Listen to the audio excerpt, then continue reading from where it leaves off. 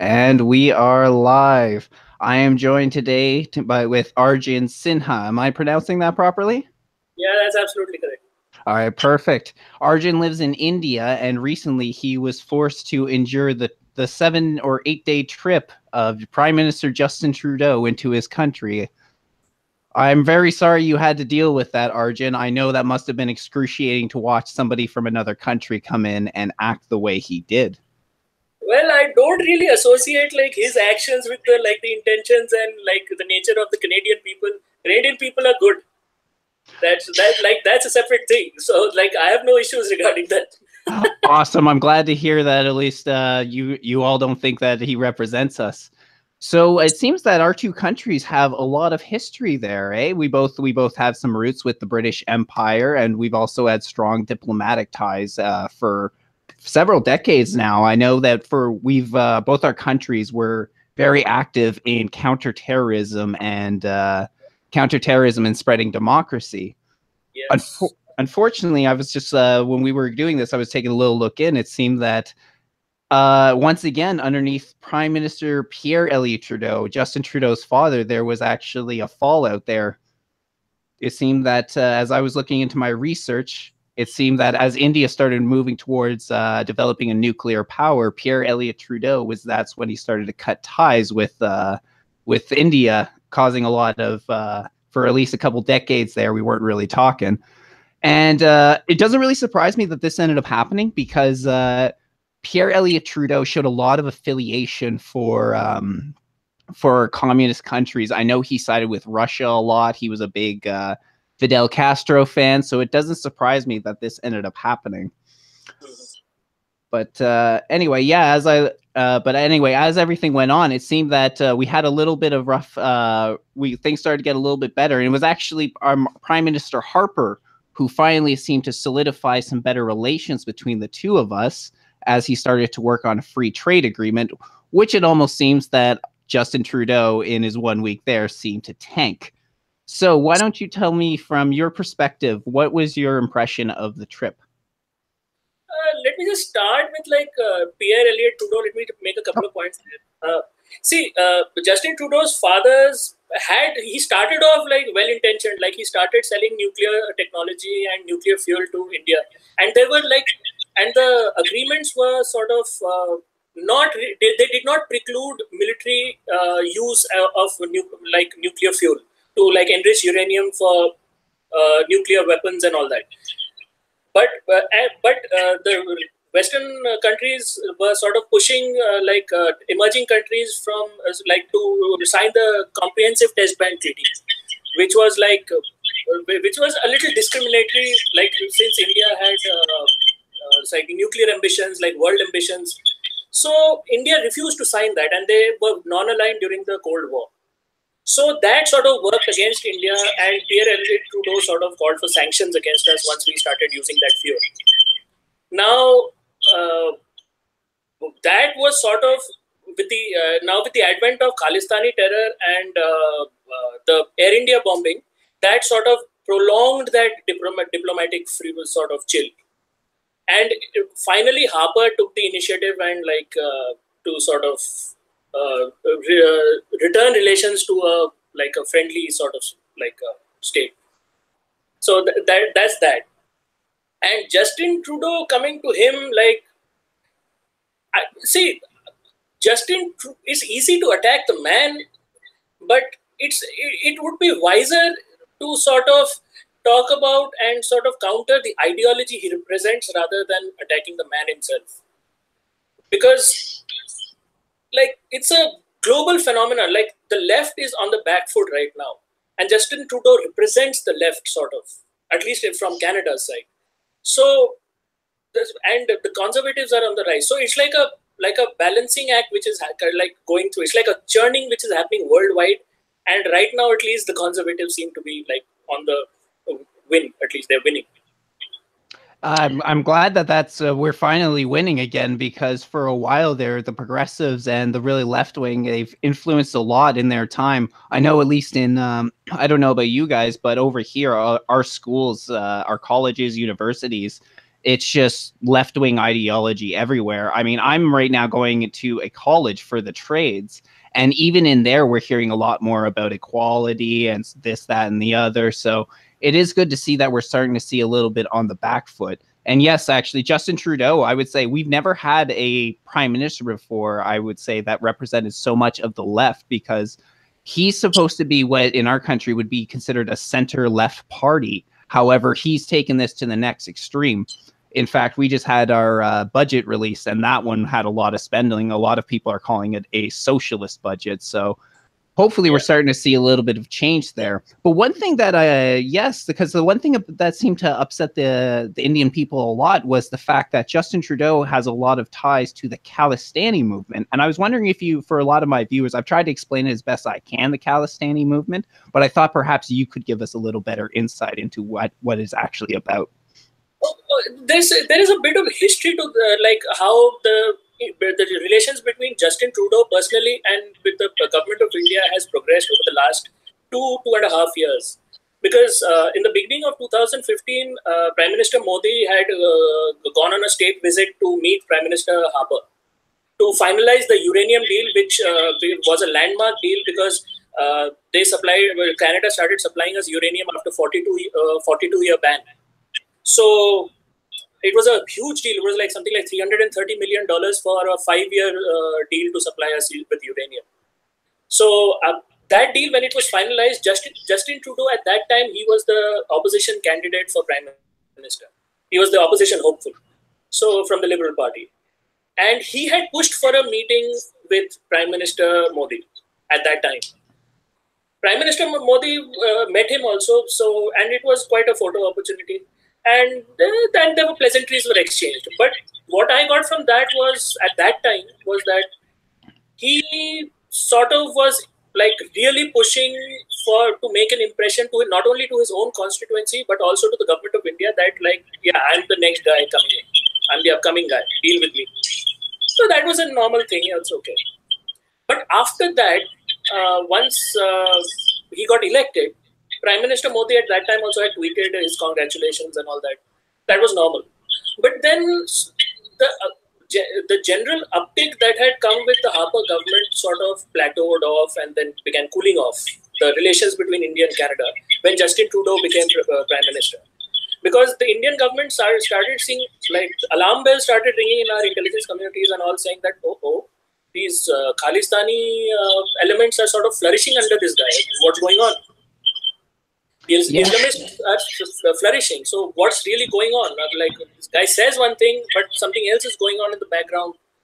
So that sort of...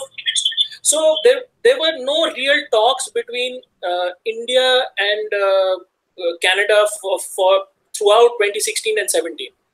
The first time actually Modi and Trudeau spoke was at the World Economic Forum in Davos in 2017 December, just this December. And at that time, he was invited to India, and like then this state visit was planned. So there have been, like, at least at a diplomatic level, there have been some concerns over some time which have built up over a period of time, saying that this guy is not really like focusing on the real issues. Just sounded like I was getting a squeaking there for a second.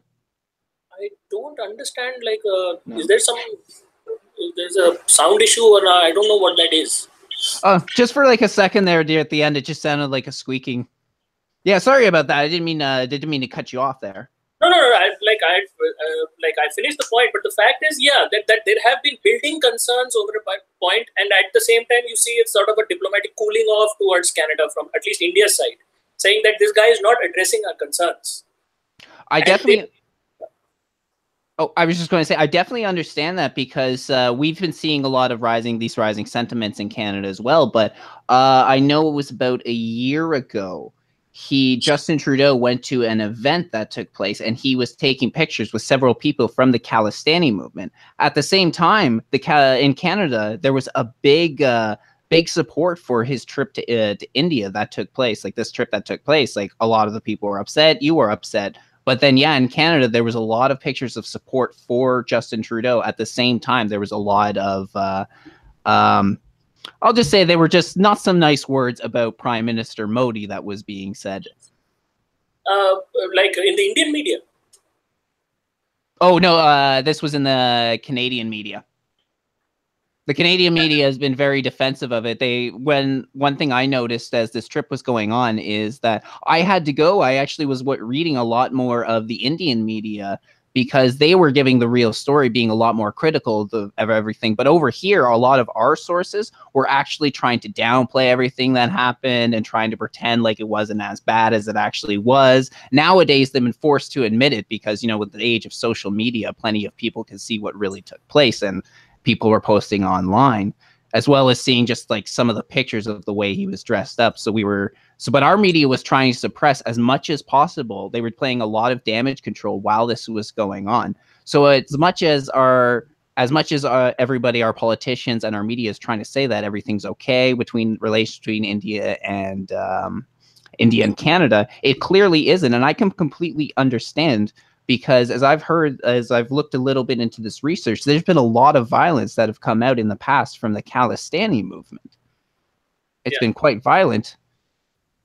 See, this can be looked at it two ways. Like, well, everybody knows about the media. The media has been left-leaning for a very, very long time, like all over the world. Means it has been like a cultural takeover, a Marxist takeover of the sort of the cultural megaphones of society. And of all people, Dinesh D'Souza, the Republican ideologue, he has some really good points to make about this. Like, I've been watching him speak for a long time now, like about a year and a half. I've been following what he's been saying, and he has some excellent points to make about what the left is doing. And regarding the criticism, well, of course, they can't stand anybody who sort of who stands opposite to them. And as far as Khalistani, or for that matter Islamic terror goes, if you have a pit of snakes and you jump into it, they're going to bite you.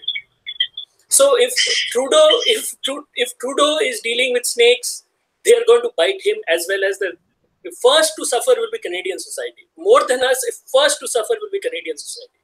Your values will be under attack. Your way of life will be under attack. Everything that you feel is Canadian will be attacked all the time, 24/7. It's like a machine. They will be like going at you all the time till you say that I give up or you fight back. That's exactly what I'm trying to do here, because we're already having that. One of the most disturbing thing that I heard from our prime minister is he says there was no such thing as a Canadian identity. So that pretty much would just suggest that we're not even really much of a nation or much of a people. And just even this coming from your leader is really disturbing. But I noticed that this is actually a rising sentiment among the left. The left has gotten a lot more radical as the right has started to fight back a lot more. Well, the left has turned a lot more to violence, I've noticed, but they've bumped up the game, because I was starting to take notice of this stuff just right around 2015. But then even as I look back at the way that people acted in the past, it was never to this extreme. Have you been seeing this sort of rise in the extreme left in India as well? We have suffered under left-wing extremism for more than 60 years now. Left-wing extremism. We have something called the Communist Party Maoists, who are revolutionary communists. They believe in destruction of the government. They believe in destruction of society and societal values. They want moral and religious institutions to be destroyed. Like, they want to wage war against the country.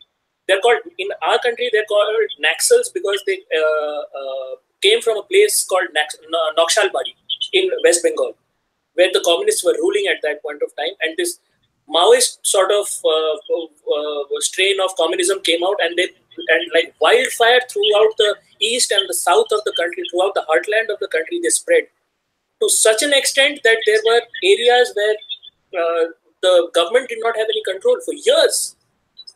The law and order could not, because they were so violent and they were such depraved people. Like, they were attacking all the time. They would attack the central forces, the police forces, the villagers.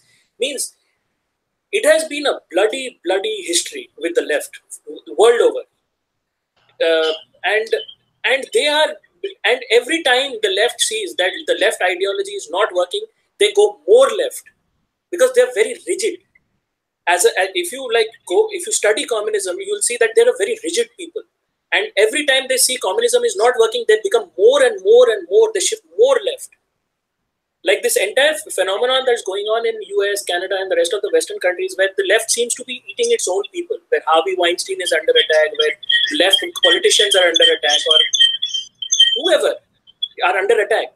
This is basically young Turks. Those guys were thrown out of the Justice Democrats. So this is happening because the far left within their factions is saying that you guys have failed, and it's time for you to be sidelined. We will take over. That's why you see this more and more of a frantic, frothing from the mouth kind of activist politics going on there. They're basically, they have always known how to destroy society, destroy values, destroy institutions, destroy this, destroy that. They have never known how to create. But whenever you ask them simple question that, okay, you want to destroy these systems of society, what do you want to replace it with? They have no answer. Yeah, absolutely. Because I've asked that a couple of times. It's like, okay, well, you wanted to tear everything down. What do you do? And I find that I get that a lot. It just seems to be dead air as you're waiting for an answer to come back. And the thing is about the left, when you're talking about how all they do is destroy and tear down and try and take over, they have such a good strategy to it because it's all in the name of equality. So it sounds like it's such a noble cause in what they're going after. And I've mentioned on my podcast before that I used to be more on the left, and I did believe more in the equality thing. But as I watched the tactics that are being used, especially more in the last few years, I can't help but feel, but for the main people driving this, it really is nothing more than a means to an end. It's just a means to get control, to tear down our institutions and institute whatever it happens to be they're trying to put. I'm sure for a lot of people, it's a communist state they're trying to introduce. But going back to what you were talking about India being under attack by this, it seems like, yeah, I didn't even realize the communist problem, but you have the Khalistani problem, but then you also have the problem of Muslim extremism as well, right? Oh, the holy trifecta. Oh, yeah, it is the holy trifecta. Seriously, your military must be just engaged trying to put these radicals down. See, Khalistani terrorism has more or less been wiped out. Okay, and the Naxals have been wiped out systematically over the last 10 years or so. They're still a problem, but it's not that anymore. It means it's not like that vast swaths of the country are not under government control. That's not true anymore. More or less everything is under government control. You hear every day that they're 20, 30 Maoists are giving up, are surrendering to the government, or are being shot down, or something like that. And as far as Islamic extremism is concerned, that's a bigger problem, because there are two forms of that. One is hard terror, and one is soft Islamism, that soft approach. Hard terror is what you hear about, bombings, attacks, suicide bombings, flying planes into buildings, like that. The soft approach is the sociological approach that they have. Things like in our country, we have this thing called love jihad, where the mullahs will send young boys targetedly to go and form relationships and marry girls from other communities, whether it be Hindus, Christians, or Buddhists, or whatever, and convert them to Islam. Girls of other communities. So it's like a targeted sociological attack on society from the Islamists, and wow. It's an industrialized process. It's an industrialized process.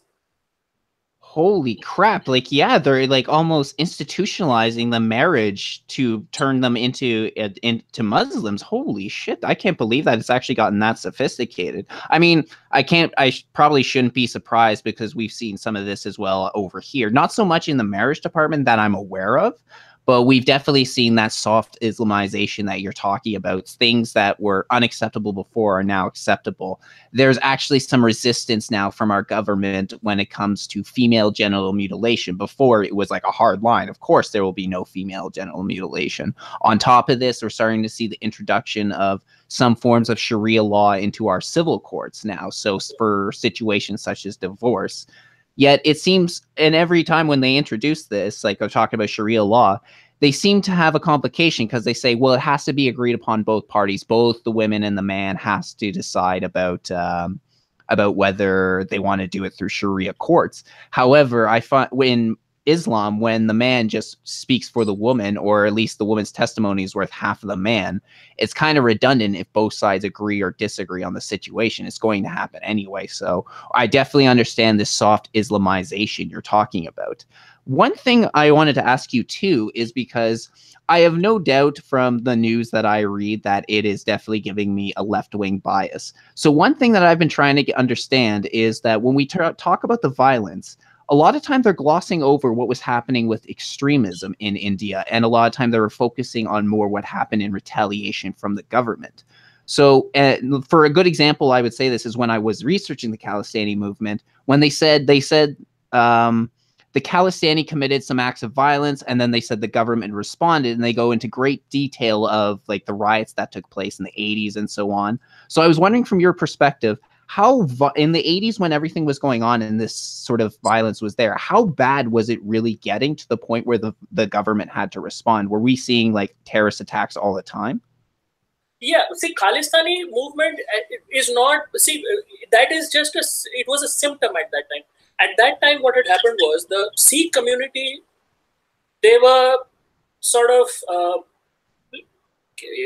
they were like, they had become a little out of control. I don't know if that's the right choice of words though.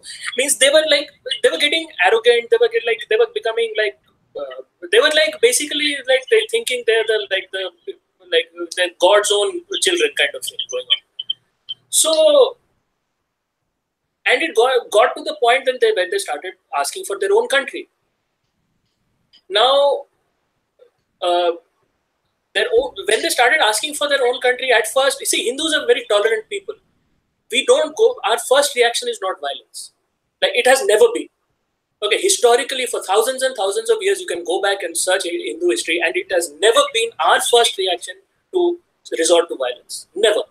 We are very liberal and non-violent people, and it's and when we resort to violence means that something very wrong has happened. So what had happened was, but that was a sociological aspect. When Jarnail Singh Bhindranwale came up and started like asking for a separate state and like terrorism was started happening and all that. Initially, there was no political will to sort of curtail this till they assassinated the prime minister. And that was when Operation Blue Star and all happened, and the Sikh riots happened. Though it was a great tragedy, it is unacceptable that happened. It was a great tragedy, but it was directed by the government. It was not. The people did react, but it was more directed. Like they had a very systematic way of doing it. But it was a great tragedy. But if you ask Khalistani people that where do you want your capital of your Khalistani state, they will always say Amritsar. For anybody who knows history, that will sound a little off because the historical capital of the Sikh people under Maharaja Ranjit Singh and all these people was in Lahore, in Pakistan, and some of the greatest Sikh sites are in Pakistan. And now what happened was, after partition, Jinnah ordered that not a single Sikh left alive in Pakistan. And the Pakistani army and all the militias, they moved into all the areas around Lahore and they murdered 1 million Sikhs, more than 1 million Sikhs. Oh. Men, women, children, old people, nothing left alive.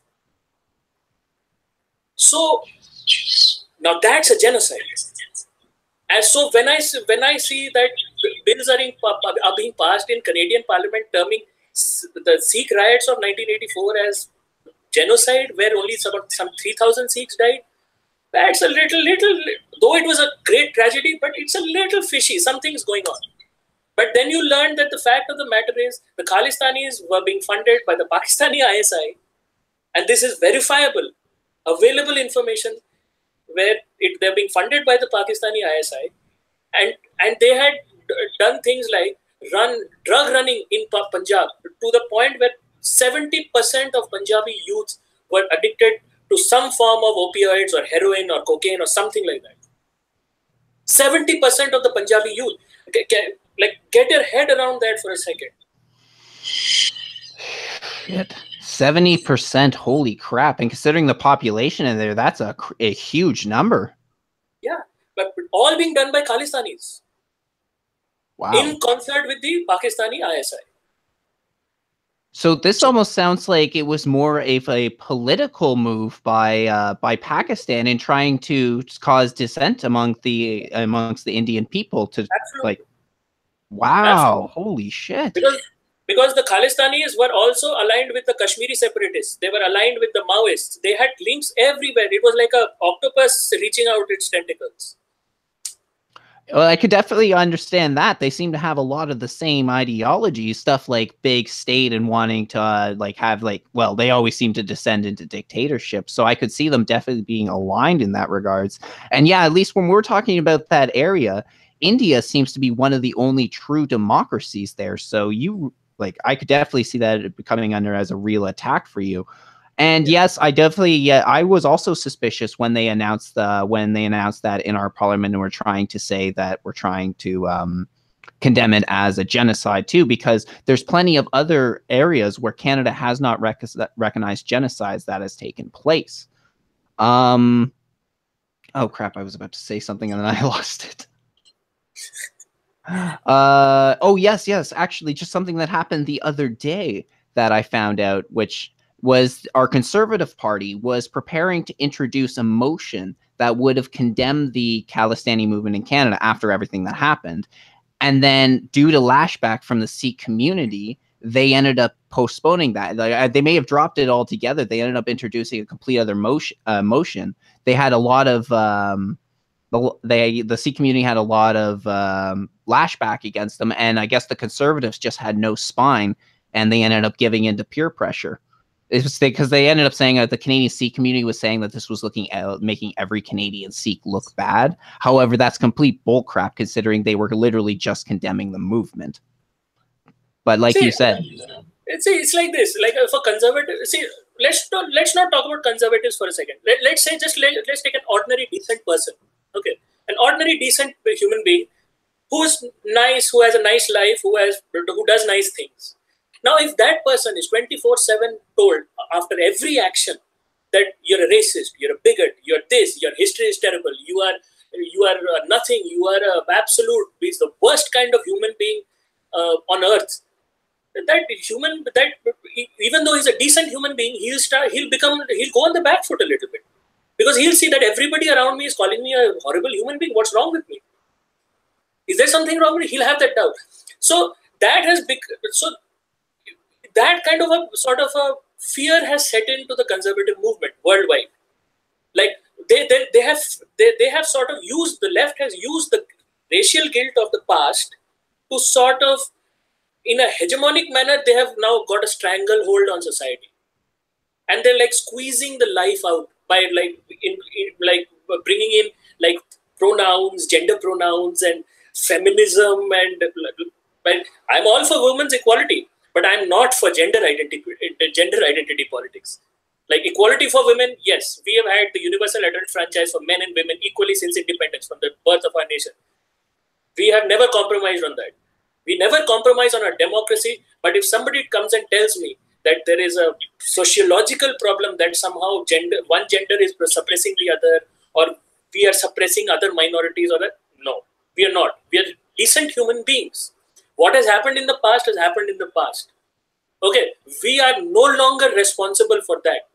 Our values are different. We have evolved. Our society has evolved. I believe in myself. I'm a nice person. I do nice things. And nobody who tells me otherwise is to be believed. Now, if as a movement you can do that, you will be able to counter what's going on.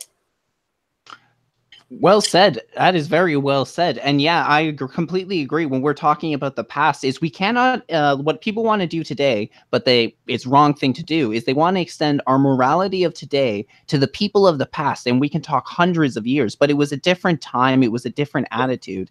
And we really, again, we can't really be held responsible for what other people did at another time. All we can do is focus forward and the future and trying to make everything better. But the simple things, like, yeah, like you said, like, you know, you're all for women's equality, but not feminism because of the way it's turned out to be. And that just seems to be the overall attitude of the average human being. Yet simple things like this, we're being told that we're not, that we're the ones repressing women. Yet one thing that I always hear is just how Islam is so peaceful and how Islam is like, and sometimes people say Islam is feminist. One Muslim activist in America full out said that Muhammad was the first feminist in the world. And it's complete horse crap when they're being forced to cover up in Muslim-dominated areas. Okay, let me tell you something about Islam. Okay, you should absolutely check out this Canadian Muslim called Tariq Fatah. He lives in Canada, and he is absolutely a scholar on these issues. But let me tell you something about Islam, and I'm just a common person, and I know this. Okay, the thing about Islam is first of all, there is a verse in Islam, in the Quran, in the Holy Quran, there is a verse which says a Muslim who believes in God may not live in a country which either has majority non-Muslims or is being ruled by non-Muslims. The caveat that is added to that is that a Muslim may only live in a land which is majority non-Muslim if he's either ruling or if he's doing jihad against that country. This is in the Holy Quran. Look it up.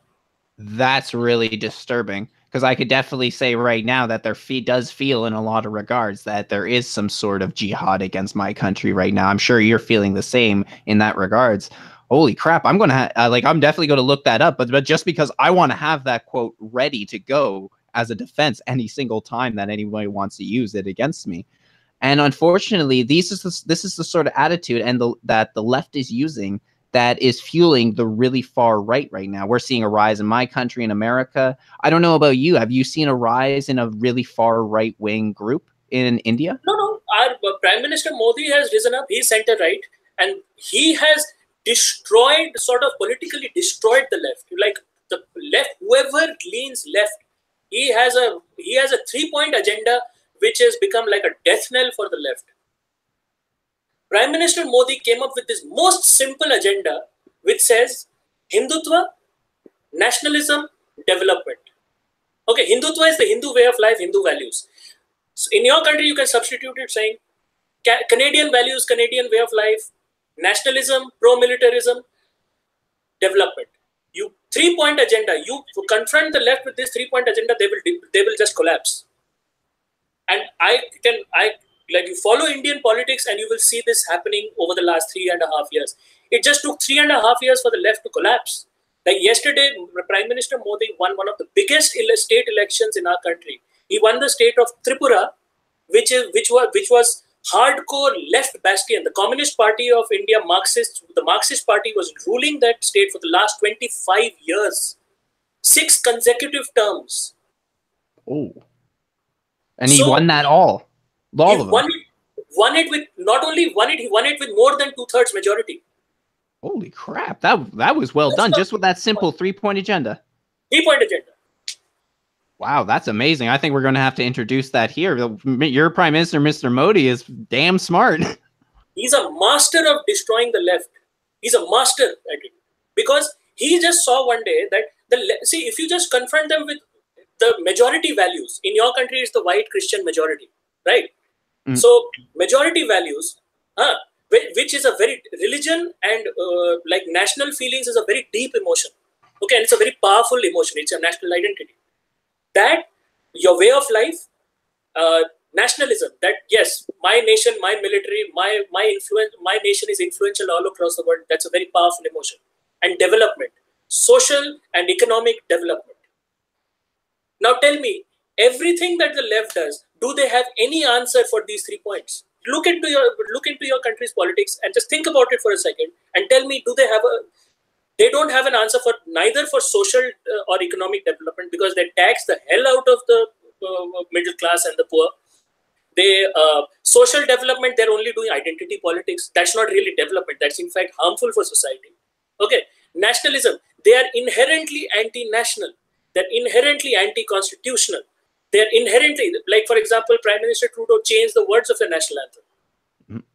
That's inherently. Tell me that that is nationalist or not.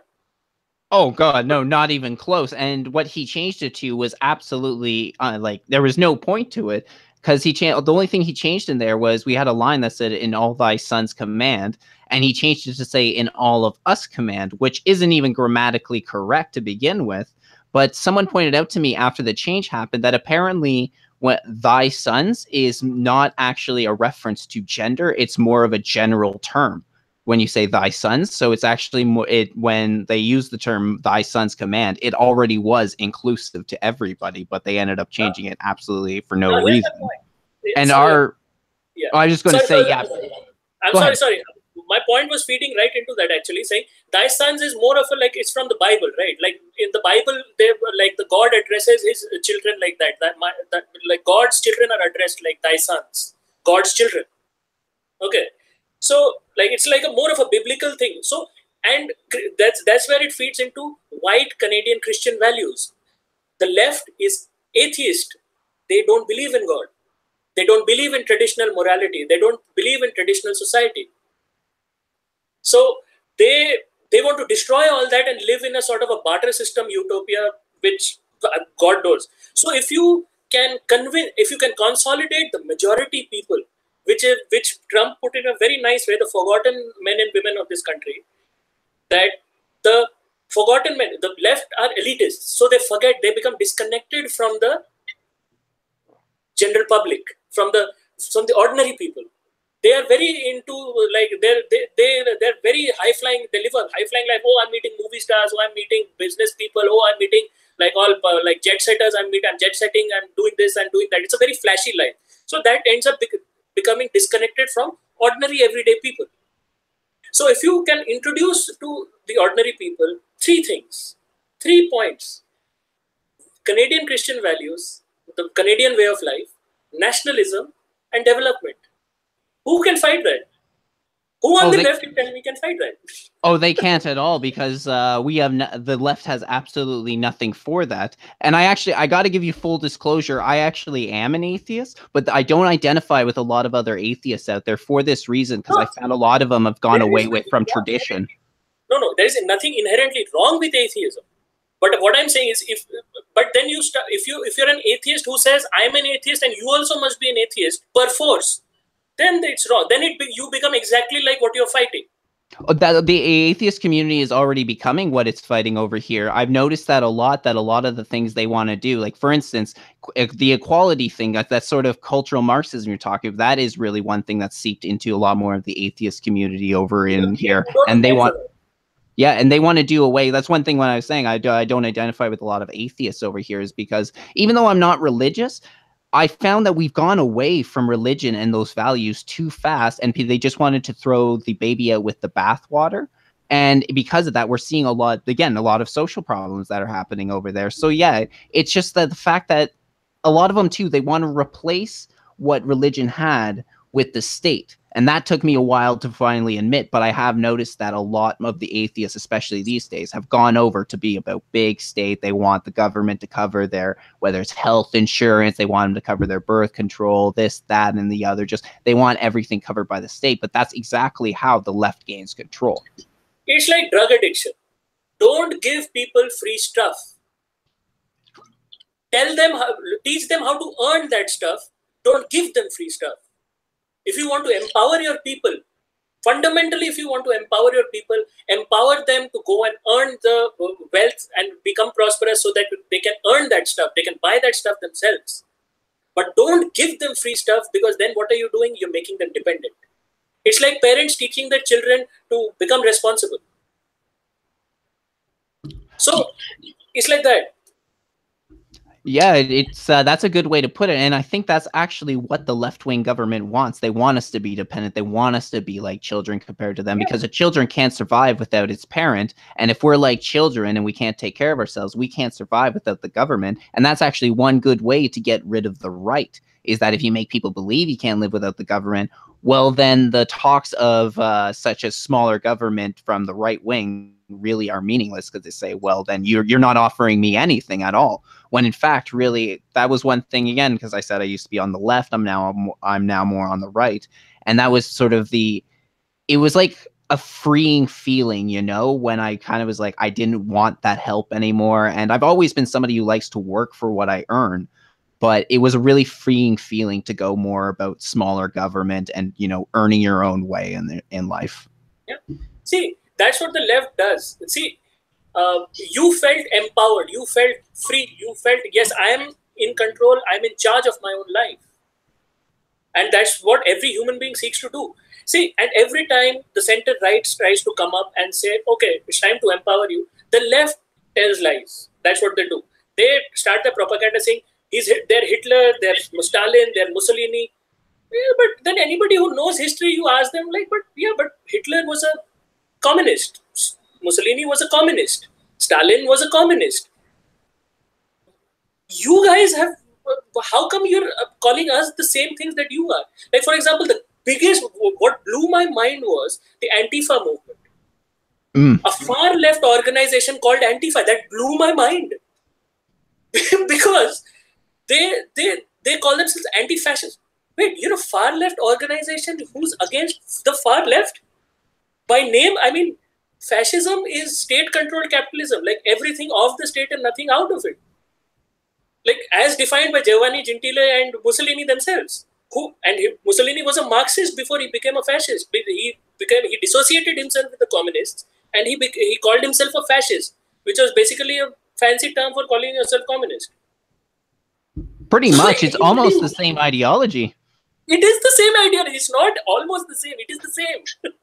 I don't even know why they bother differentiating it, because that was one thing as I learned more about communism. They say fascism is like is the state owned control of all like corporations and everything. I'm like, isn't that communism to begin with? Because they say that's what's supposed to bring the equality that everybody's hoping for, this utopia. Yet for some reason, communism always brings body counts with it wherever it goes, which is my main concern that I see with the rising left, is that as I've looked at my history and I've watched the body counts pile up under socialism, communism, I don't want that to come here. So that's one of the reasons that I went right wing, is when I learned about communism a lot more. So see, because I'm quite hopeful, because since the world is now shifting towards the right, towards the conservatism, because they're seeing this problem world over. Nobody wants to become Sweden. Nobody. Yeah, nobody wants to become Sweden. So that, like, Sweden serves as an example of like alarm bell, tsunami warning system, that don't become like that. So you see, Western values are inherently good values. They're different from our values. We understand that, but they're not bad values. There's nothing bad in them. It's good for you. You have a good life. You have an opportunity. You all have equality of opportunity, and that's what the left doesn't want. Left says equality of outcome. Now that's a problem. Equality of outcome is it's like an enforceable thing. Yeah, like then the government gets involved in enforcing that equality of outcome, no matter what the capability of the individual person.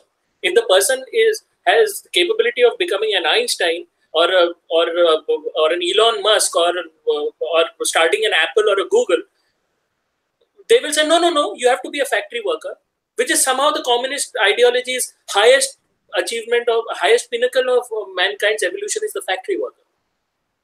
So people may have higher aspirations, higher ambitions than that. There's nothing wrong in being a factory worker, but if you have higher aspirations than that, but you should be free to be able to follow those aspirations. And that is what is inherently wrong with the left. They don't want you to follow your dreams. They want you to stay in mediocrity. And don't get me wrong, you can't just follow your dreams blindly, but you know, you want to have your own freedom to do that. But they just want to trot out every single path for your life. And one way that I've noticed that they're starting to do this here is, and they do it everywhere they go, is that the public sector takes over for jobs. And right now we're seeing government is one of the main employers in several of our provinces. The one I live in is one of the big ones is, that is rising. I think right now government is the third largest employer. And the public sector can't survive if the private sector is pretty much diminished, because the private sector is what props up the public sector. But yet the left never understands this. Communists never understand this. But I guess in their eyes, they're just going to tax the hell out of us. They're way too rigid. They are very rigid. See, you will notice this. Where communism exists, Islam does not exist. And where Islam exists, communism doesn't exist. This is a very, very interesting thing, because they're both identically the same thing. Okay, in different ways, but identically the same thing. They're equally rigid and they're equally destructive if left alone. Means they will destroy not only the world, they will destroy themselves also. It's like, it's a weird thing. Well, each one is a extremely authoritarian government that ends up in dictatorships, and each one has is some form of a morality police. I think it's Saudi Arabia. They have an actual morality police, but then if we look at communist Russia, this would be the Gestapo, and or wait, maybe not the Gestapo. That was Germany, I think. Yeah, the Germany. I'm forgetting the name of the Russian secret police, but yeah, the intelligentsia. The Russians were the intelligentsia, yeah, and they would literally snatch you up in the middle of the night. It was reading some of the stories out of communist Russia was some of the scariest things I ever heard. And I found that one thing as I made my transition to the right, I learned that we can never have the equal world that the left wants. They want this utopia where everybody is actually treated perfectly. But I've noticed that the only thing communist does for us is it makes us all equally miserable, equally poor, and equally dead. Yeah. because their ideal is a kind of person who has no ambitions, who doesn't want to expand, who doesn't want to reach out. they put this is based anyway. So it's like I'm repeating myself. It's amazing. That this ever existed. It's amazing, because I'll tell you a very interesting story that I heard about Karl Marx from, of all people, Stefan Molyneux. I was watching one of his videos, and I heard a very interesting story about Karl Marx. That guy was a theoretician, out and out. He had no idea about how the real world worked. So he was a professor. He was well paid. He was a lecturer. He was a well paid guy. But somehow he never could manage money really well. He never really managed money well, so much so that at times he would have money at the beginning of the month, but by the end of the month, the only person leaving the house would be him, because he had the only pair of clothes left in the house. Oh man! So, a guy who's proposing an economic-based theory, an economic equality-based theory, and he can't manage money. If that doesn't spell disaster, if that doesn't sell alarm bells ringing, mind what will? Well, the only way I could ever actually see some form of communism working would be in a really small group of people, because then you could actually have maybe the funds to maintain a perfectly equal society. But you can't then take this and pose it on millions of people, because the other problem too is the difference of opinion, different in ideology. There's people that don't want to give up their money to you, or they don't want to just give up. They've worked for where they are. And it's unfair. It's literally theft to go and then steal this from them. I actually found that, for me, I don't know why, but the best example I ever had for communism, the one that sort of hit me the hardest as to what it really truly was about, was a guy when he said he was explaining to his daughter about communism, because she seemed to be more about communism. But she was a straight A student in school. So he asked her one day when she finished a test, he says, "Let me ask you something. do you think it's fair that that you studied hard for that test and got an A, that somebody who didn't study for the test at all and got an F, would it be fair for you to drop to a B minus so that way they could get a B minus too? And she was like, well, no, that's not fair. And he's like, that was communism. That's exactly what it is. Everything you work for, all the merit you've earned and all the experience and all the time, it's all for nothing. Because I think right now the biggest CEOs over in our side of the world, they work something like 80 hours a week. That's twice what the average worker works. So then to just turn around and take thousands of dollars from these people just to hand it out to people who are either living off the system or can't be bothered to get a job is nothing short of theft. Yeah. But no, but so what blows my mind, but on the opposite end, on the flip side, what blows my mind is that many of these CEOs, these guys who earned phenomenal amounts of wealth by working extremely hard, somehow support socialism and communism. Whether it be Google, whether it be George Soros of all people, multi-billionaire, but he supports communism. I mean, what really? Would you survive in communist Russia? Would you survive in China? Would you be able to do the things that you've done in all these countries? Like, would you have survived under Pol Pot's regime? I mean, seriously. So, this is a dichotomy that exists amongst the elites, amongst the liberal elites, that I have no idea of how to explain, to even begin to explain to them that what they're doing is mind-blowing. I have no other word for it. Mind-blowing. It's extremely hypocritical. I mean, you're going to sit there and talk about how it's unfair that there's so many people who are going hungry. Meanwhile, you're going to go home with your $1 million mansion in Beverly Hills. And actually, the one that really gets to me is how these celebrities will talk about how we need to be more inclusive to everybody. And, you know, we need, whether that means taking in like more immigrants or whatnot. Then they go home to their gated communities amongst all their own people where they don't have to interact with the riffraff, all us riffraff. And it's just funny that they are literally the epitome of hypocrisy. Everything they say, everything they do, they turn around and do the opposite. See, personally, I would say that wealth and prosperity should never be criticized. Means it is not wrong to be wealthy. It is not wrong to be prosperous. It is, in fact, very natural to be prosperous and wealthy, because then that just means I am expanding, I am doing things. But on the other hand, if you are like earning lots and lots, like, see, hypocrisy, like for example, feminism and all this child protection and all sexual assault. Now, if you look at the film industry has been at the forefront of sexualizing women and children for a long, long time. So, and now they're saying that, oh, this culture of this rape culture exists in inside the film industry. I mean, are you surprised? Really? You can't be at all. I mean, I can remember even something I didn't consider at the time when I was a teenager, you know, 14, 15, 16. I saw all these teenage pop stars on stage and they would be dressed a certain way. And, you know, they're my age, so, you know, it's more attractive to me. But now that I'm actually older, I'm like 24. I look back on that and I'm like, this is a 15-year-old and we're flaunting them up on stage with barely any clothes to thousands of people in the crowd, millions who will end up watching them in the end on TV or online.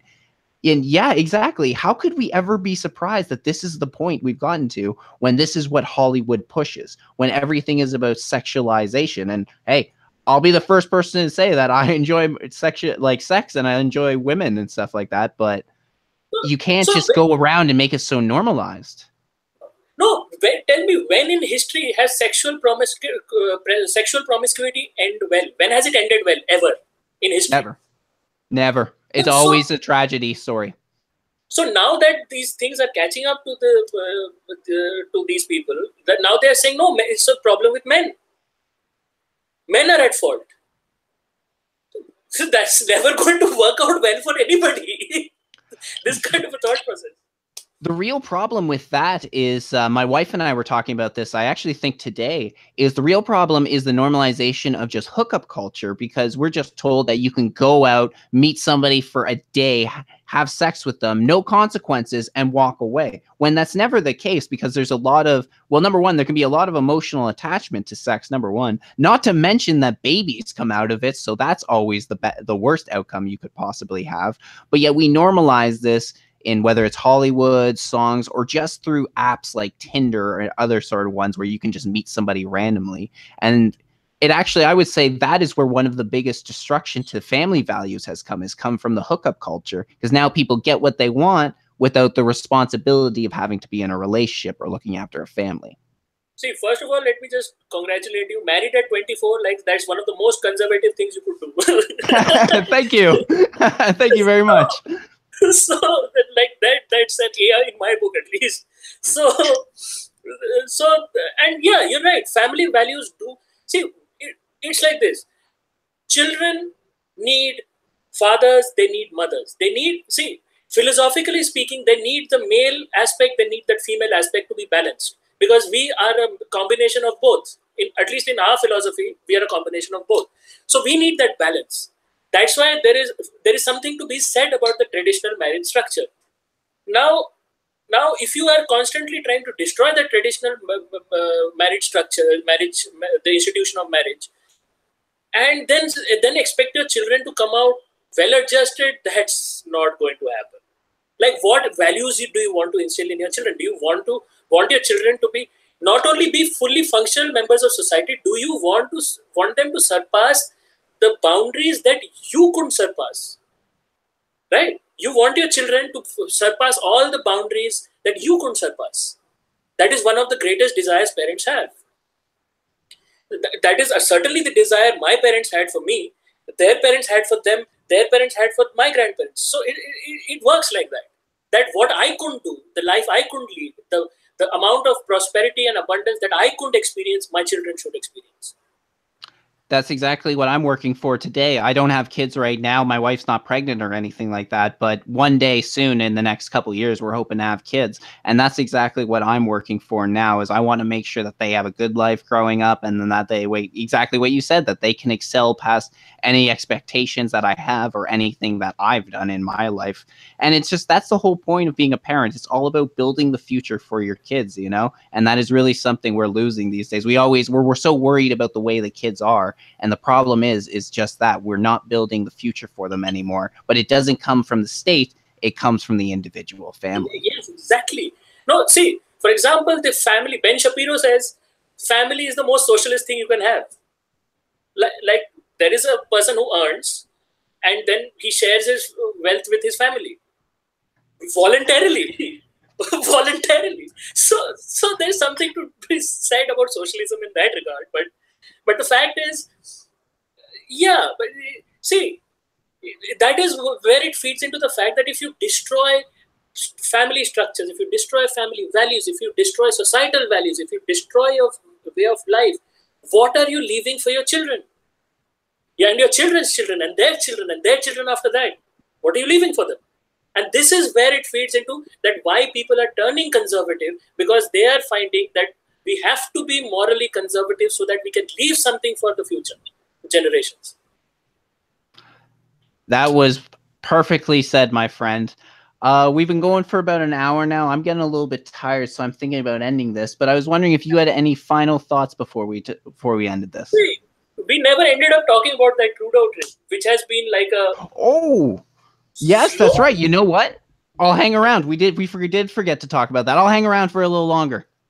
Yeah. So, right.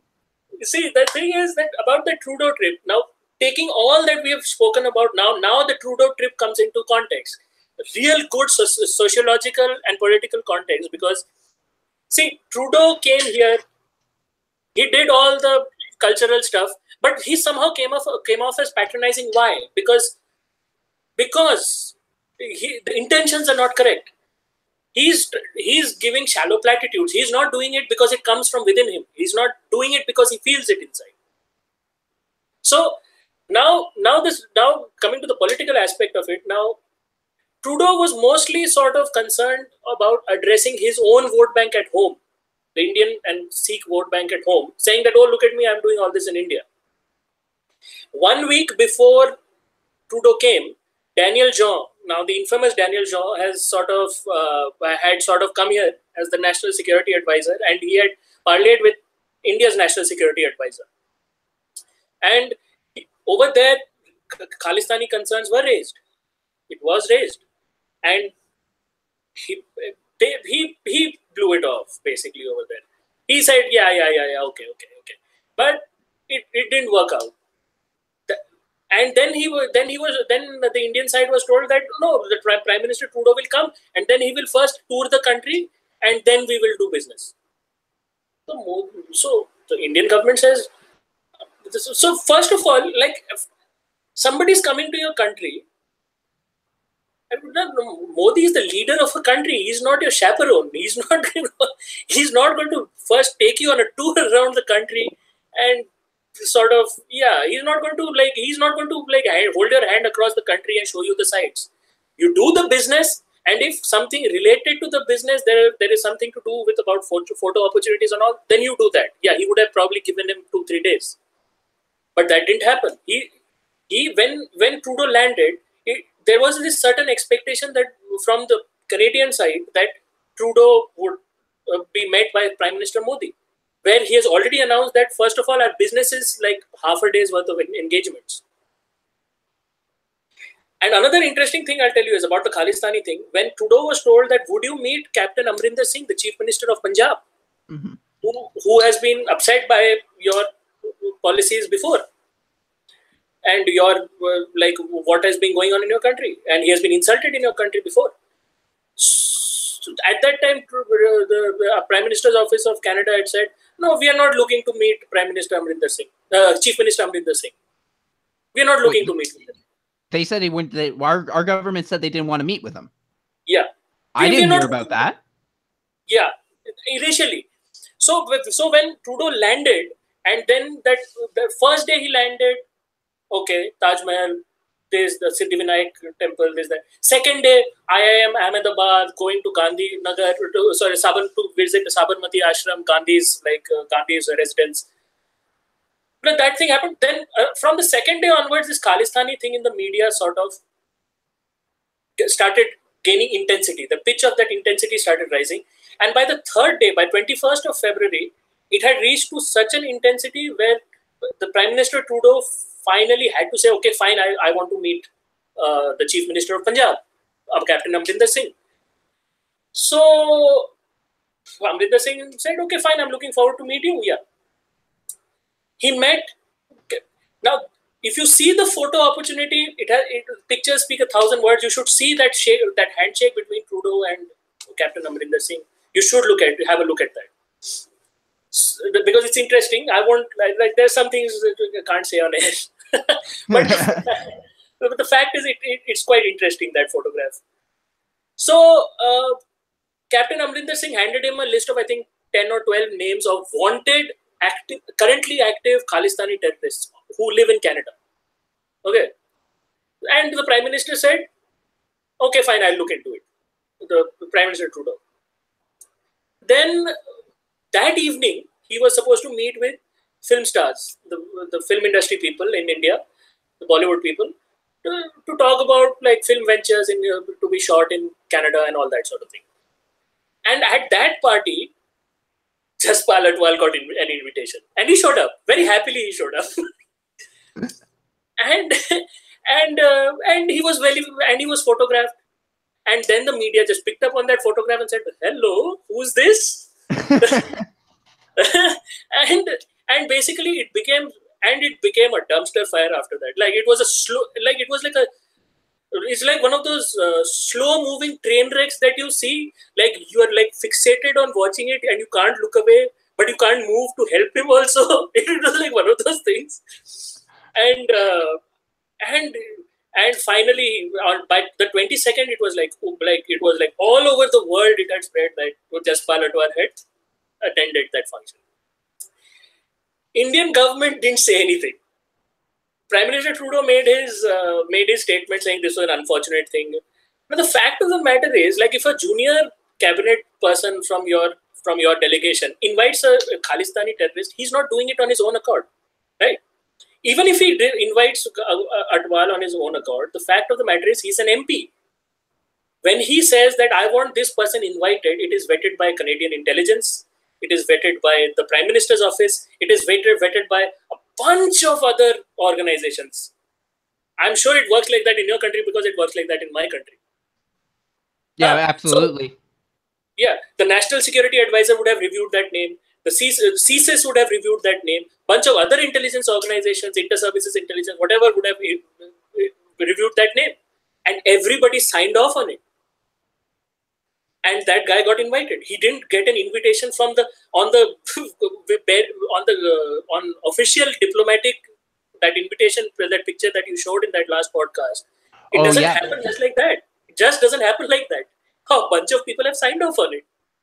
So it is not his response. So anyway, from moving on from that, then on 23rd he was supposed to meet Prime Minister Modi, and Prime Minister Modi, the day before, he tweeted a picture of him meeting Trudeau's daughter in 2015 when he had met Trudeau then, saying, basically saying, looking forward to meeting Prime Minister Trudeau. We last met in 2015. This, whatever. Now, so after that, it was basically understood that he didn't get a good deal because he did not have a leverage. He did not have any leverage on the Indian government. When you are coming to mend fences, right? Because there has been a substantial cool-off period after the Harper government, and you're coming to basically mend fences, and then to go back to your own country and sort of blame the Indian government for that. That's sort of okay. Actually, not sort of. He's completely blaming the Indian government. He's saying the Indian government tried to screw him over by inviting Jaspal Atwal. He's pulling full 100% deniability.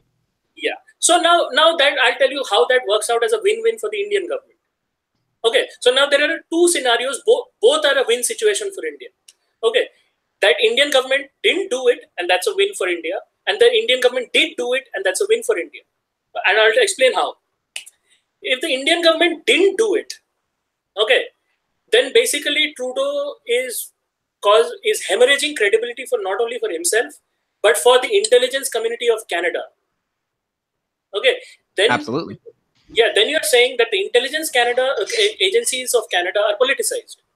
Okay, and then world leaders are going to take notice of this, saying that okay, but if anything, then why should we deal with Trudeau? Then other world leaders, Western and Eastern world leaders would say, then why should we deal with Trudeau? If anything goes wrong or if anything doesn't go Trudeau's way, he's going to go back home and blame us. Yeah, absolutely. And you know what? Right. The world already is turning its back on Trudeau. We're not getting good trade deals from any of our other allies, too. And it's for those exact reasons, along with his arrogance. It's just he doesn't offer anything good for it. Yeah, I heard about the steel tax now that he went back to the NAFTA negotiations to Trump without any bargaining power. I've been hearing stuff about Trudeau. So the fact of the matter is that's a win for India right there, that Trudeau gets marginalized like that. Okay, and he discredits his own intelligence community.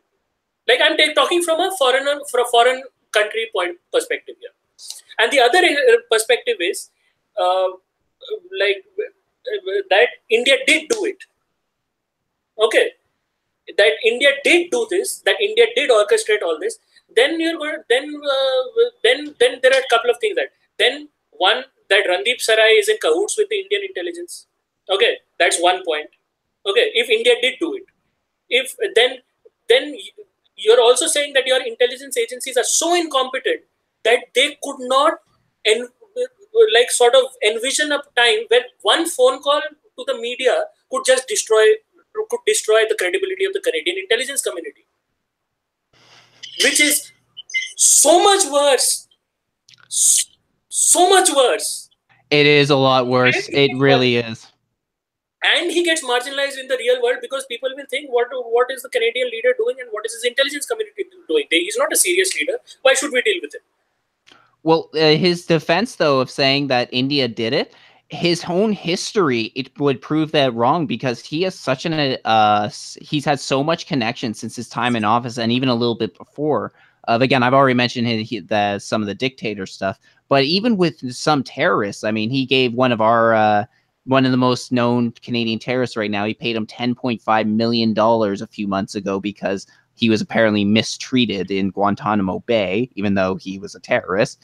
And then we also have the Jaspal Atwal, but then he met up with another guy that got released from Afghanistan, and then he turned out to within a couple months of being in Canada, he ended up having something like 30 criminal charges put against him. So Trudeau has surrounded himself with some of the worst people and associated with some of the worst people that his defense of saying India did it, there's absolutely no way. No way. That was all Trudeau's government. And unfortunately, like you said, it makes the government and it makes our intelligence agencies look really bad.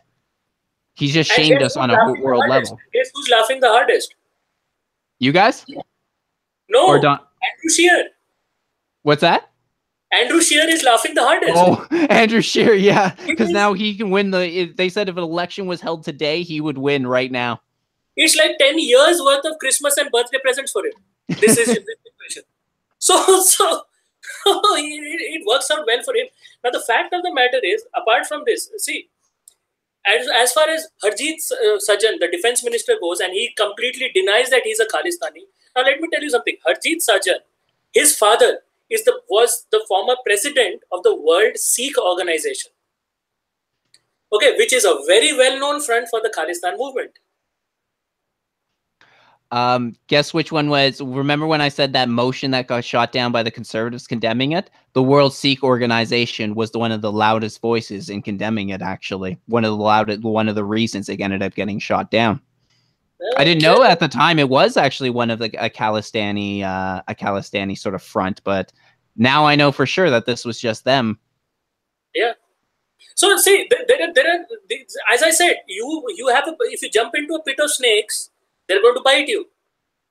So that's exactly what is happening to Trudeau right now. Trudeau has fostered Islamic fundamentals. There are some cabinet ministers and some parliamentary staff that he has, Ikra Khalid, for example, who have sort of like Muslim Brotherhood sort of sympathies, at least allegedly. So there are well-known cases where extremist elements are sort of flourishing under Trudeau. And India, we have been pushing for a comprehensive committee on international terror in the UN for 40, 50 years now. We have been the foremost and the biggest victims of terror for the last 5 decades. And we have been shouting about it the loudest. Till the George Bush era came along, and then he called a war on terror. Till then, the Western countries, all of them used to tell India, no, this is a local law and order problem. So they left you alone. The world organizations left you alone. Yeah. So it has been a big, a very long, arduous journey for India to come to this point and say, okay, there is something going on here, and it needs to be addressed. The extremist elements need to be addressed, because Trudeau, the Indians have no interest in having bad relations with Canada. It benefits us greatly to have good relations with Canada because it's an energy resource country for us. You have uranium, you have oil, you have pulses, agricultural stuff that we need, that we buy from you, a bunch of other things. Okay, so and then there's the diplomatic aspect of it, that you're a G7 country, you're a big voice in the Western world. So for if the East and the West need to meet, if the whole world needs to come together, it needs an issue to come together on, which is Islamic terror as of now, and we need to come together on common values, which is democracy. And Indians never compromise on democracy, but now it's like seeming a little bit that Trudeau is beginning to compromise on democracy. M103 bill, then there was that C16 bill, then a whole bunch of other things. Then this Omar Khader thing. Then his brother-in-law, former brother-in-law, that guy, Joshua Boyle. Okay. Yeah, that was the one who ended up getting arrested on like 30 charges after being back back in Canada for 2 months or something like that. Yeah, he's got too many connections to people like this. He's completely compromising on democracy. That seems to me almost his main goal. It seems like he wants to tear down every fabric of what Canada is and democracy along with that. Now, see why the left is so comfortable with Joshua Boyle-like characters, because they have common values. See, Trudeau is a lot like Obama in that fashion. Like, Obama was very interested in sort of because of his father's anti-colonial leanings and like whatever. Obama was Obama was very interested in reducing America's influence in the world. And Trudeau is a lot like that. I don't know, that's my perception at least, that Trudeau seems to be like that. He's sort of interested in reducing Canada's footprint in the world, which for a Canadian, that is like, it should not be allowed. Any proud nationalist Canadian would feel that this is terrible. We want to expand in the world, like any individual wants to expand in the world and become prosperous. We want to become a world power, right? Just like India has an ambition saying that we are a world power, we are an emerging economic superpower. We have world ambitions. So, similarly, for Canada. So, as I said, Canadian values, nationalism, development. Trudeau, that would be a death knell for Trudeau. I think I'm going to try as much as possible to pass that on to some of the good MPs that we still have here, if we have any, and see if maybe we can get that policy on the move. Because like you said, like Modi destroyed the left so quickly with that policy that I would love to see that implemented here, because we got way too far. Like, we've gone way too far left wing. We need a huge pendulum swing back to the right in order just to even things out. It's going to be. To have a balanced view about that, liberalism in itself is not a bad thing as such. That you need a certain amount of liberalism to fend off the religious extremists. Like, there'll be a far right which will say, oh no, you have to live according to the Bible. We have to go live like the Amish and like that. Yeah, nobody's interested in living like that. Okay, I'm not nothing against the Amish, but the fact of the matter is that doesn't suit most people. So the fact is that liberals sort of balance that factor. But if you allow liberals to sort of permeate every aspect of society, then that's going to like spell doom for the middle portion of society, which is sort of keeping society anchored. Like, the common person is out on the road. He's every day facing all these things. He's fighting for Canadian values. He's living Canadian values. So he knows how much Canadian values is under attack, because he's under attack. So if you are trying to attack the roots of the country, if you're trying to attack the people, the very people who anchor society, then and you will notice this, all these ideologies, whether it be Islamists, whether it be the left, they all attack women first. Because yeah, that's true. Pass on society's values. Women pass on society's values to the children. Values to children are passed on through women. Because mothers take care of children, traditionally speaking. Well, considering what's considering what's been going on, that makes a lot of sense, because I think they've taken a different tactic right now, because right now they're trying to still suggest that women are super oppressed and they need, help in order to get out. So it seems in that regard, this is how they're attacking women in our country right now. As I said, like, we just had our 2018 budget released, and it was all focused on like gender. Like, I think gender diversity and those words came up over 300 times in the budget alone. That's not a budget that's going to actually create anything. It has nothing to do with the Modi's three policies. So absolutely, I could definitely understand when you say there's this attack on women. It seems when it came to Islamism, it was about covering them up and making sure that they were repressed that way. Now they're trying to present it as like, well, the wage gap and this, that, and the other, that's why you're oppressed. Yeah, I definitely see that attack you're talking about. And connect that to the over-sexualization of women in the film industry, in the media, in the visual media. Connect that to that, and you will see that traditional values are under attack all over the world. Now, there was a study done in Australia where they studied the boys and girls coming out of university. They went back like 70 years. Okay. They saw that the amount of men coming out with left-leaning ideology out of college remained about same. It was about even. Like, about 20% men came out socialist and communist 70 years back, and today it is about 22, 23% of men are coming out communist and socialist. Okay, so the communist and the left-leaning ideologies have sort of affected men less, but it affected women. It has affected women far more. About 15% of women used to be attacked. I don't remember exactly. Yeah, about 15-20% of women used to come out left-leaning. Now over 65% of women are coming out left-leaning. This has got to be due to the gender studies. So, and Dinesh D'Souza says there are these cultural megaphones of society are the film industry, the universities and colleges, and the news media, along with the political establishment. These are the cultural megaphones of society. Now, the left wants to sort of control all these cultural megaphones of society so that they can send out this one message, this one, and he called it, he said that Hitler used to have this one word called Gleichschaltung, that whole society speaks with one voice. So I think I've heard that. Yeah, I think I've heard that quote before. Yeah. So that's the thing. So all these guys are getting together.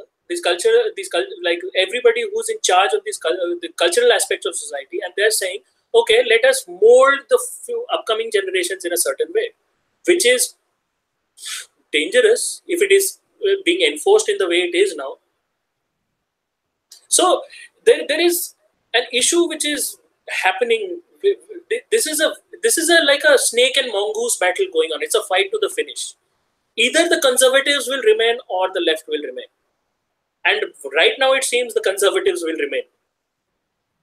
I sure as hell hope so. They're the ones that want to hold up our society right now, and the left wing's the one that wants to tear them down. So I hope we're starting to see this change, but at least in my country, we still got a long way to go before we could see that. I'm hoping that the next election will change that. See, this is why I did not want to attack Trudeau, because Trudeau is a person. He has a family. He has his own life. He has his history. He has his whatever family, whatever issues. He's a person. He's just a person. But what is dangerous is the ideology that he represents. And that has to be the message. That don't attack. If you attack the person, then you've already lost. That is politics 101. If you attack the person, you've lost.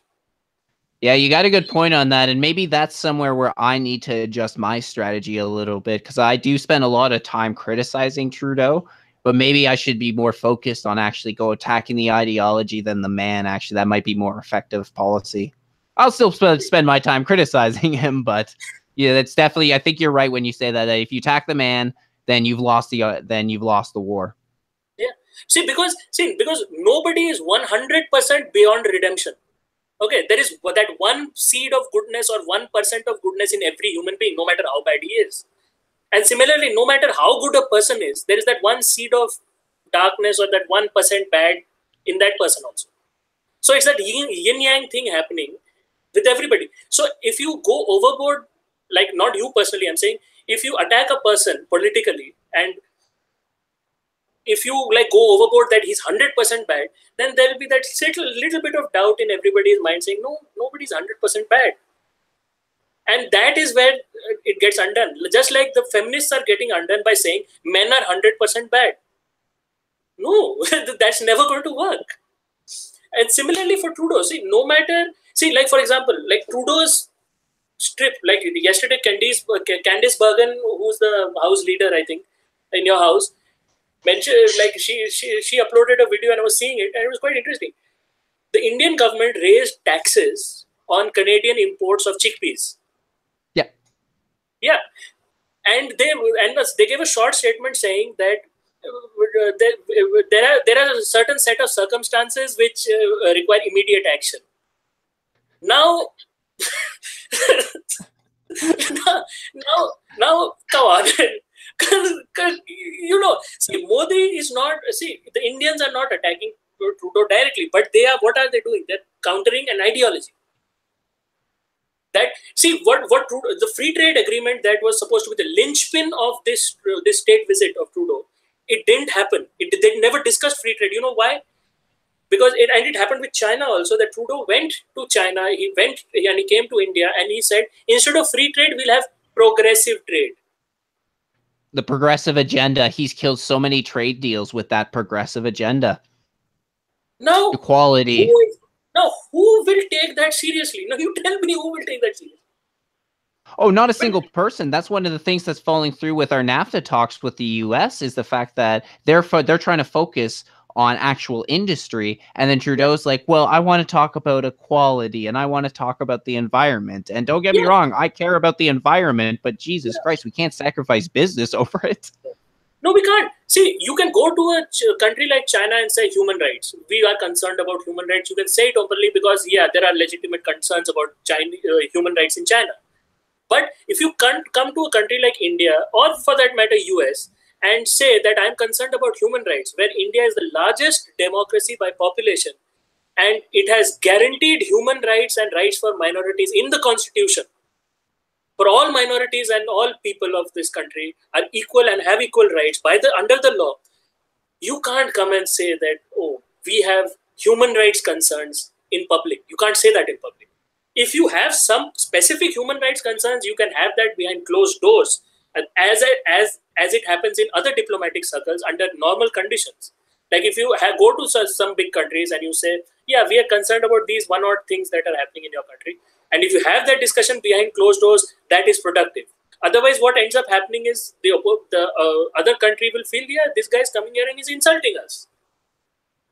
So, well, you at least gave us the benefit. You at least gave us that. Like, I know that Trudeau's visit with your Minister Singh, I know that was still a little more publicized, but it still wasn't like they didn't come out in public and say like we have concerns in Canada. You know, it was sort of brought up in the press, but you at least gave us that privacy talk about that, and which Trudeau blew off. And then in exchange, our government comes out and just goes completely public with that. Yeah, exactly. It's completely disrespectful to like not just your government and the prime minister, but your people. All Indians would be disrespected by that. So if I come to your country and I come and say that where you have a robust constitution, where you have equal rights guaranteed by the law, that, oh, I have concerns about this happening, I have concerns about that happening, and in public, on the media, I come and say, are you going to feel very nice? Are you going to feel very good? No, you will not. Not at all. Not at all. It would upset me. No, not only that, I come to your country, say all these things while wearing like over the top Canadian like hockey, like a hockey like outfit I wear, like a hockey jersey and all that sort of. While I wear that, are you going to feel nice about it? Oh, not at all. And the second I saw those first pictures of him and he's got that like the over the top clothing on, I just shook my head. I literally just went like this because I knew that's how this was not going to end well. I was hoping that one time that when he went out to another country, he could do well. And then I saw that. I'm like, oh no, it's over. It's already over. It's day one and we've already lost. So see, that was the whole thing. He met with Indian businessmen. He met them for like 15 minutes at a time. And I don't think anything concrete came out of it. That $1 billion deal that he's talking about, where $750 million in India and $250 million over there, that is sort of, that was not even through the businessman. That was arranged through the Prime Minister's office. And not under any progressive or free trade deal. It was a separate thing on its own. So it was almost thrown in because of how Trudeau was acting then, eh? Yeah, but because see, he's a world leader. Come on, you have to give him that much that he's the prime minister of a country. He's a world leader. You can't treat him like it's like you can't treat him like that. That's disrespectful. Like no matter what he does, it is disrespectful to treat him in a manner any less than he deserves as a prime minister of Canada. So no, it was not only that. It could have been much more, but had Trudeau agreed to sort of like let go of that progressive agenda. Because see, India is a democracy, we are a society, we are evolving at our own pace. We don't need to be told what to do. We know, we have the basic framework and we know how to work. We know that, okay, this is the direction our society needs to take. Just like you are quite capable of giving the direction to your own nation and the way your society needs to go. You don't need to be told by anybody that, oh, Canada needs to do this. No. Well, you're a sovereign nation, so there's absolutely no reason somebody should come in, like another country would come in and tell you what to do. On top of that, we live in different parts of the world. Our demands are different. So the fact that he can come from one end of the world to another and say, well, you need to do it this way or you need to do it that way, it's bullshit. You need to do it that way. You do it the whatever way works for you. just like that's the way it's supposed to work in this world. But I think on my last episode, I said like he walks around my country acting like he's the king here, but then he goes off to the rest of the world and he likes to walk around like he's the king of those countries too. No wonder the other world leaders don't like him. See, that has more to do with dynasty politics than anything. We have a word here called dynasty politics. Like this guy wants to be prime minister. His father was prime minister. His grandfather was prime minister. His grandfather's father was also prime minister. Like we have a guy like that. He's called Rahul Gandhi. He wants to be prime minister. His father was prime minister. His grandmother was prime minister, and his great grandfather was the first prime minister of this country. So, that has been completely rejected in our country because, well, you're seeing the results. His father was prime minister. Now he's prime minister, and power is being sought even in the Liberal Party. I don't know if it is true or not, but it certainly seems this way, that Trudeau is being treated as this kind of royalty. And the power is being concentrated in the Trudeau family, and the Liberal Party doesn't have any power on its own. Well, it means at least it's beginning to look like that. That it's become like a cult of personality. I believe that when he chose his cabinet, he went in looking for loyalty, those who he knew wouldn't betray him, those he knew that he could push around, or whether they just be doormats and it'd be easy to push around, because he promised us the most transparent government that we had ever seen. Yet one of the first things he ever did was that he didn't allow a free vote. For most votes, he doesn't allow a free vote for his cabinet. The way he votes is the way the Liberal Party votes. That's absolutely what he ended up doing. It's kind of, I find that the fact that we live in our democracy, he couldn't get a good dictatorship going, but the way he did that was to make sure that everybody who was in was on his side, was going to do what he did no matter what, and that was the way that he solidified his power. As an exercise, I want you to do one thing. In one column, you write down the things Trudeau does. And in another column, you write down the things African dictators do. So, and you will see that, or for that matter, for communist dictators do, and you will see that there's something going on here. One thing I want to do, a game I want to play was I watched an American YouTuber. He played this game when Bernie Sanders was running for the American election, and what he did is he would take quotes from Bernie Sanders and then quotes from other communist dictators. Steven Crowder, right? Oh, it was Steven Crowder. Yeah, yes. Now that you mentioned it, you're right. It was Steven Crowder. Yeah. I'd like to play that sort of game with it, is just put Trudeau's quotes up, take other dictators, communist dictator quotes, and just see which one, see if people can guess. Is it Trudeau or is it a dictator? Because I really think we could have the same fun with that game as anything else. You'd be like, oh, that must be Stalin. Nope, Trudeau. See, Bernie Sanders, which was very surprising to me, called himself a democratic socialist. Now, guess who else called himself a democratic socialist? Hitler called himself. His party's name was National Socialist German Workers' Party. What he did was basically he purged the Communist Party was the German Workers' Party. He purged that party. He purged those communists, and he started his own communist party called the National Socialist German Workers' Party. And at one point of time, somebody had asked Goebbels that. What describes the core values of your party, nationalist or socialist? So Goebbels said, any day socialist, never nationalist.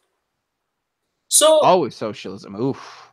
Always socialism. So Hitler was a hardcore communist, self-avowed communist, and he learned most of his tactics, especially the Holocaust tactics. He learned it from the Jacksonian Democrats.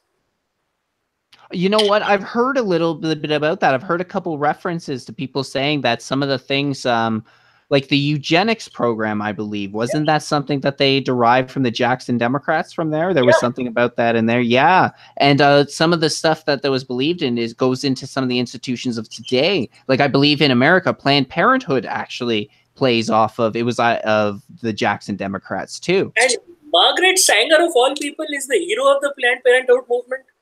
Well, that's for an outside observer. As I said, slow-moving train wreck is happening in front of me. Like it's like, and I can't do anything about it because like that's your country. Like it's like thousands of miles away, but I can see it happening. I can see history repeating itself. And we have been shouting from the rooftops for the last 50 years, don't do this! Don't do this! What are you doing? So... And this is part of the reason I find that keeping strong ties with other democratic countries is very important, is because we need to be able to criticize our friends. So we need somebody like India or America to come in and say that, what are you guys doing? Wake up. You know, we live in a world that was based on capitalism, democracy, or an American's perspective, republicanism. And those are the things that led us to succeed for so long, but we're throwing all those away for an ideology that has failed time and time again. And even what's going on in Venezuela right now, Venezuela is going through it right now. Yet for some reason, we're just willing to continue watching the train go down this track. No, but that's the thing about Venezuela is that every time communists are asked, or socialists are asked that, yeah, but communism is like the leading cause of death in the 20th century. Not natural disaster, not famine, not war, not any other thing. Communist dictatorships are the leading cause of death in the 20th century. So when you tell them that, the fact that Hitler killed 20 million people, Stalin killed about 60-65 million people, Mao Zedong killed 80-85 million people, Pol Pot, even though Cambodia was a small country, killed nearly 50% of his country's population. So when you come, they say, no, but it has never been implemented sort of correctly. Really? It means, like, considering what Karl Marx was like, how authoritarian Karl Marx himself was in his personal life, in his professional academic career, and how poor he was at managing resources. And you really, that guy wrote your ideology and you think that's ever going to work out well? Even if it happened to be the case, even if it was true and they said that, well, it is that it just was not implemented properly, even if that was the case, it's still like playing Russian roulette with 5 bullets loaded up, you know? You're still going to most likely get killed no matter what you do. So it's not worth playing at all. It's not a game worth getting involved in. No, let's not talk in metaphors. Let's talk in actual democratic process terms, right? Like in a socialist or a communist government. Okay, let's talk about a communist government. The government is in control of the regulatory body. It is in control of the means of production. It is in control of the unions. It is control of everything. So where are the checks and balances? Where there are no and that's why the corruption exists. That's why there are mass sort of deaths happening in these communist countries, because there are no checks and balances. Like the 4 pillars of democracy serve as the checks and balances of society, right? And if not these 4 pillars, society itself, individual human beings serve as checks and balances for each other. Within the family, they say there are the 2 parents, the father, the mother, the son, and the daughter. Like when the father goes off, the mother checks him in. When the children go off, the parents check them in. When the parents go off, the children bring them back. So it's like a continuous process of evolution which is going on constantly, and everybody serves as checks and balances for each other. So if the judiciary is under your control, if the executive is under your control, if the legislative is under your control, if the means of production is in your control, if the press is under your control, how is society going to evolve? How is it going to survive? How is it going to grow, expand? And it can.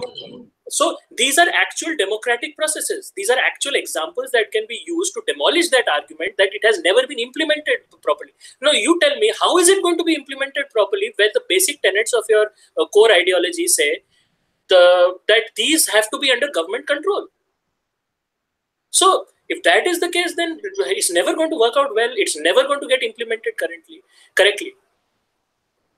That's we spent a long time before we got into the modern. Excuse me.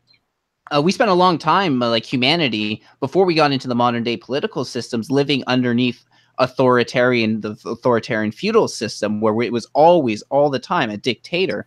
And those were never really a good way to live. Like, sure, if you were up in the nobility class, it was fine, but for the majority of the people, it was never a way to live, which is where these checks and balances came out from. And we're almost willing to return to a feudal system this is almost what it would be like living under communism. But I gotta say, man, I don't know why. To this day, I don't know why we're willing to backtrack so heavily on the things that made us great, aside for the fact that it could just be some malicious attempt, like malicious ideology, I guess what we've been talking about this entire time. That's the only possible thing I could see as why we've gone down this road. See, here is where is the similarity between Islam and communism. Now, the Muslims, the Arabs, I would say the Arabs used to like live a nomadic life. They used to ride camels, they used to live in tents, they used to move from oasis to oasis. One day, suddenly they found oil and they started driving Maseratis and started living in penthouses. Okay.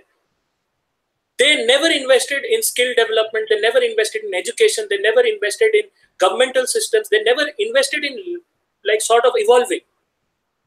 Today, if the oil finishes, overnight the Arabs will go back to riding camels. Overnight. And it is going to happen in such a sort of sort of disastrous way for them, because they have not invested in evolving. They have not invested in for the future. They just took the money and they said, okay, we are happy with that. Now the left is, and not only that, once they got the money, they invested it into what? An archaic form of Islam. The archaic form of Islam. An archaic form of Islam they sort of invested in, and they said we have to go back to that. And you have fundamentalism today, and it is hitting them harder than it is hitting us, because now the fundamentalist elements are turning towards them. That their focus is going inwards, because if there is nothing left to destroy outside, or if you can't destroy what is outside, you will turn inwards, and because you are habituated to destruction, you will destroy yourself. So there is same thing is happening with the left. Same thing. It's uncanny. That's a very good comparison. And I'm going to, if you don't mind, I'm going to have to start using that one, the left in Islam, because yeah, there seems to be a very lot of similarities there. Anyway, Arjun, I was thinking about wrapping this up in the next couple minutes. It's about 3:30 here. I'm going to head to bed after this. But this has been a fantastic conversation. It's been great talking to you. I was hoping that in the future you'd be willing to come back on with me. Absolutely. Anytime. There are so many topics that need to be gone on to it, because I can give a perspective which sort of feeds into your points, and sort of then you start getting the picture of what has been happening here, and how to move forward from there, how to sort of counter this, because this is a new phenomenon in your society. It is a new phenomenon for sure, and we're trying to deal with it. And this is actually the exact sort of thing I wanted to do on my podcast. Was I didn't have a lot of friends who were very politically involved, so doing this has been a learning opportunity for me. And you have been a great talking to you has been a great experience for me. I've learned a lot from talking to you. Yeah. Well, do you have any final thoughts before you went? My final thoughts would be see, hope is not lost. Because if for anybody who's paying attention, the tide is turning the way towards the people it should turn towards. Means the people who should be empowered are getting empowered. People who are for inclusivity in the real sense, not the artificial pseudo secular sort of inclusivity which the left sort of propagates, but real inclusivity. Like, we should get along with other countries. We should, and on terms which are beneficial for both countries. The conservatives are winning, and look at the Italian election that is going to happen. Look at what is happening in Germany. Look at what's happening in Britain. Look at what is happening in France. All over the Western world is changing. And where, in our country, it changed 5 years ago. The tide turned for the better, and now we are on a trajectory where we can't turn back now. Now we have to go towards evolving to a better place. And there is hope. There is so much more there's so much to experience, so much to live for. There's so much we can do politically. So, and we can have that better future that we always wanted. And that is my final thought. Well, I hope that our two countries can get through this together and we can remain strong allies. Hopefully this, everything that's happened will cool off if we manage to vote Trudeau out, and we can finally form once again a strong friendship. Yeah, absolutely. Absolutely. Well, Arjun, thank you again for joining me on the podcast today. I'll be in contact in the future, and I'll have you back on sometime. Thank you for having me. All right. Thanks, Arjun. Have a good night. Right. Bye. I hope you all enjoyed this interview that I did, this conversation that we had. Talking to Arjun was fantastic. We've been exchanging emails over the last week, and it was very insightful getting to talk to him, both for the experience on his side with what's going on with Trudeau, but he's also very, very knowledgeable as to everything that's going on right now. So it was awesome to talk to him, and I will definitely be having him back on soon. And I want to thank you all for joining me here tonight on the live stream. My name is Adrian Lloyd. I'll see you all soon.